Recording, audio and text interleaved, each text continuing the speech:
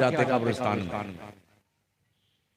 ना आप खुद से नहा नहीं सकते, खुद से कपड़े नहीं बदल सकते, दूसरे ही कोई नहलाएगा, वही कपड़े पहनाएगा और वही आपके अंतिम संस्कार करते वक्त वो आपकी कब्र शरीफ में लेके जाएगा।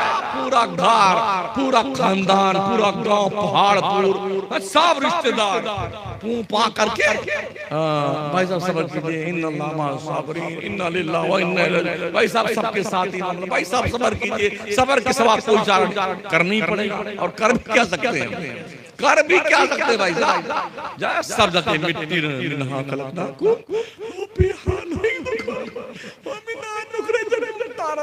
अब्बा आप जानो आपकी खबर जाने, हम तो चले बंटवारा करने के लिए, इतना खेत हमारा, ये मकान आए कोई मैदान, ये है हाय दुनिया, क्या है दुनिया। ये मौत से किसको रुस्तगारी है, आज वो कल हमारी बारी। हमने कफन में जेब भी नहीं देखे, यार की जेब लगी 2-4 लाख रुपया लेके जाएं, कब्र में पर्चेटिंग करेंगे, धंधा करेंगे, जाके कब्र में डेड बॉडी नाप के कब्र बनाई जाती, कोई बाईपास रास्ता भी भागने का नहीं, ऐसा पैक कर देंगे बेटे, चुपचाप पड़े रही। अंधेरे में अंधेरा घर, अकेली जान, दम घुटता, दिल उगताता, खुदा को याद कर बंदे वो साथ आने वाले।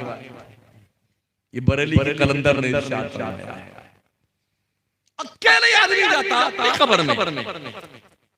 आज तक हमने किसी की कब्र में उसके अब्बा को, उसकी अम्मा को, उसकी बेगम साहबा को, उसके लाडले फर्जंद,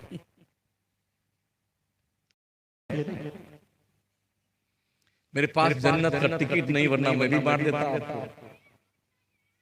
हाँ, पहाड़ वालों के बूढ़े शाह बाबा रहमतुल्लाह अलैह के उर्स में हम भी गए थे, हमने बड़ी जन्नतें मार दी, बहुत सारी जन्नत मार दी पहाड़ वालों। हमारे पास हमें खुद ही पता नहीं हम कहाँ जाएंगे, हम आपको क्या पता, हमें खुद पता नहीं हम कहाँ जाएंगे। अल्लाह की रहमत से उम्मीद लगा रखी है, ठीक ठाक काम कर रहे हैं, दिल मुतमईन है कि ठीक कर रहा हूँ। अब ये ठीक है भी कि नहीं वो अल्लाह जाने। हम अपनी जिंदगी में अपनी ज़ंबीले कॉन्फिडेंस के साथ हमें नहीं पेश कर सकते कि अल्लाह ये खालिस तेरे लिए। अल्लाह क्या कहता है, मुखलिसीन लहुद्दीन, बंदो दीन में मुखलिस बन जाओ, मुखलिस। टटोलो अपनी हयात, 70 साल के लोगों, 80 साल के लोगों, देखो तुम्हारे नेकियों के दफ्तर में क्या कोई ऐसी नेकी है जो उस शान वाले रब के दरबार में पेश करने के लायक। टूटे फूटे सजदे हैं। जवान तो कहता जब बुढ़े होंगे तब नमाज पढ़ेंगे, जब बूढ़े होंगे तब दाढ़ी रखेंगे, अगर दाढ़ी रख ली तो हमारी शादी नहीं है। क्या कहते हैं बेटे, क्या हमारी शादी नहीं होगी, दाढ़ी रख लिया तो क्या हमारी शादी नहीं होगी। ये माशाल्लाह दाढ़ी वाले कमारे बेटे। अफगानिस्तान का 98% मुसलमान दाढ़ी वाला है, क्या उनकी शादियां नहीं होती? क्या लॉजिक है यार, दाढ़ी रख लेंगे तो शादी नहीं। ऐसी भी क्या गारंटी है बगैर दाढ़ी के तो शादी हो जाएगी। अच्छा फर्ज कीजिए किसी नौजवान को अगर 25 साल तक दाढ़ी मूछ के बाल ही ना निकले तब तो पूरा पहाड़ पूरा संदिग्ध। अरे यार कुछ तो गड़बड़ है, अरे कहीं ये थर्ड पर्सन जानते, थर्ड पर्सन ट्रेन में जाइए मुलाकात हो जाएगी।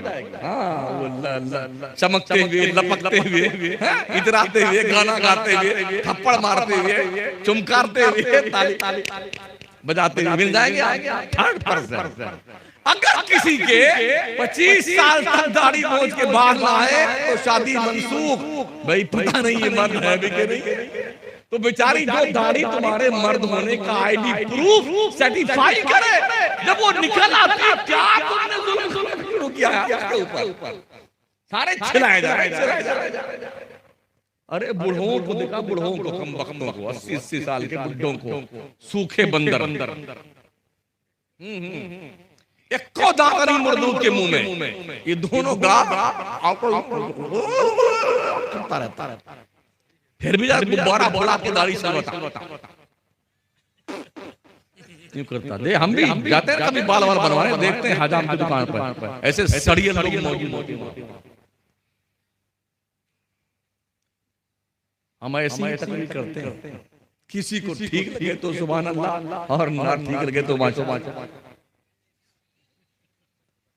हमें इस बात का शौक भी नहीं चल रहा था कि अगले साल फिर मुझे बुलाइए, बिल्कुल नहीं।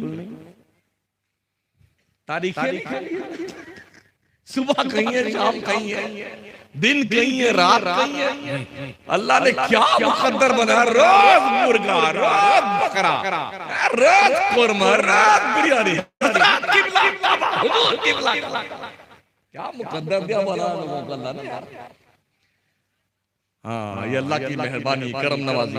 आखिरी बात, अच्छा अल्लाह रहीम ने यही सब देखा है। पहली रात में तो तकरीर होती है और दूसरी रात में हाँ धूम धड़ाका, हुल्लड़बाजी, अय्याशी, बेईमानी, बदतमीजी, बेगैरती, बेहयाई। एक लौंडा एक लौंडिया पूरी रात लेते रहे और मूर्ख लोग, गधे, बेवकूफ लोग सामने बेशरम। हजरत खुनसा नाम की एक सहाबिया पहले ईमान नहीं लाई थी, मक्के में रहती थी।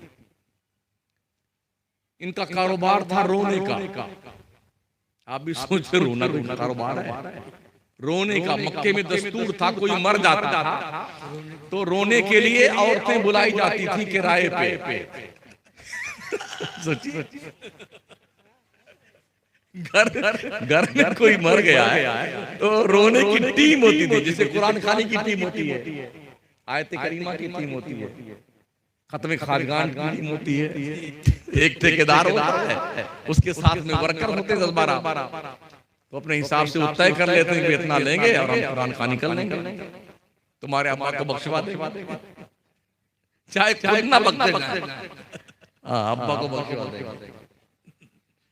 तो वो रोकर धंधा बिजनेस करती थी अपना, 10-15 औरतों को लेके जाती थी, रोती थी पो पा। अच्छा आंसू भी खूब निकल आते यार, कमाल है। खामखा आदमी किसी के बाप के मरने पे हमारे आंसू ऐसे निकले कि हम लगा हमारा ही बाप मर गया। ये बात तो पल्ले नहीं पड़ती, लेकिन वो धंधा था, खूब रोते। ईमान लाए माशाअल्लाह। उनके शौहर शहीद हो गए जंग में। 4 जवान लड़के कादसिया की जंग के मौके पे हजरत साद इब्न अबी वक्कास की क़यादत में उनके 4 जवान लड़के शरीक हुए जंग में। बूढ़ी हो गई थी आप खुद भी हजरत खुनसा, और आंखों की रोशनी चली गई थी बुढ़ापे में, यानी नाबीना हो गई, दिखता नहीं था, मगर जंग में शरीक थी। जैसे कल जंग होने वाली है ना, तो आज शाम को 4 जवान बच्चों को बुलाया, कहा बेटो मैं तुम्हें कुछ नसीहत करना चाहता हूं। कहा मां बोल, क्या नसीहत करी? फरमाती बेटे तुम एक बाप और एक माँ के बेटे हो। जुमला सुना,